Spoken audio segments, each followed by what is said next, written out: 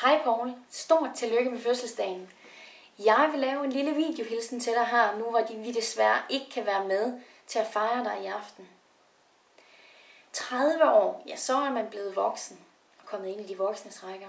Og du har jo også alt, hvad der er til at høre, kan man sige. Du har et nyrenoveret hus, du har en nyanlagt have, en ny bil og en hund.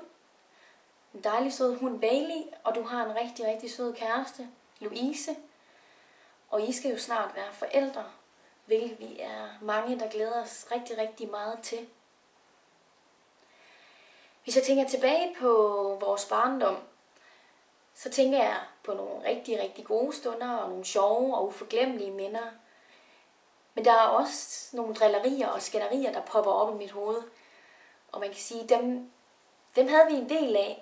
Og man kan sige, det endte ofte med, at en af os, nok oftest mig, løb ind til mor og bad om hjælp, eller søgte tryghed der, når vi var over at skændes, eller at vi drillede hinanden. Men sådan har vi det da heldigvis ikke længere, efter vi er blevet ældre. I dag synes jeg, vi har haft også længe et rigtig godt forhold. Jeg kan rigtig godt lide, når vi er sammen, og jeg tænker specielt også på her, da I var over at besøge os, der er Louise i påsken. Det var rigtig, rigtig hyggeligt at have besøg af jer, og vi grillede, og ja, det var rigtig hyggeligt. Desværre kan det jo selvfølgelig ikke blive til så mange stunder af hyggeaftener nu, hvor geografiske vanskeligheder er i vejen, kan man sige. Men jeg håber da på, at når vi, Steffen og mig, engang flytter til Jylland, at vi kan ses noget mere.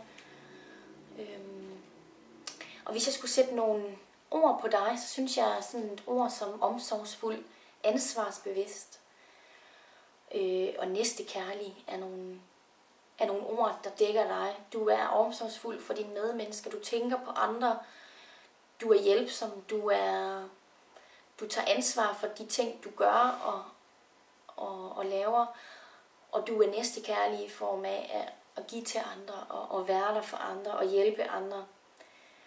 Man kan sige, at du er arbejdsom også. Du har selv stået for at renovere huset, og du hjælper mange i familien med noget el og hvad der ellers er forfaldende handige opgaver.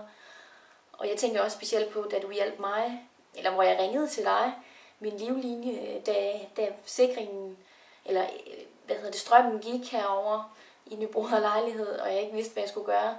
Der var du også en stor hjælp og behjælpsom i forhold til det. Så jeg er glad for, at jeg ved, at jeg kan ringe til dig, og så vil du gøre alt for at hjælpe, hvis jeg har et problem.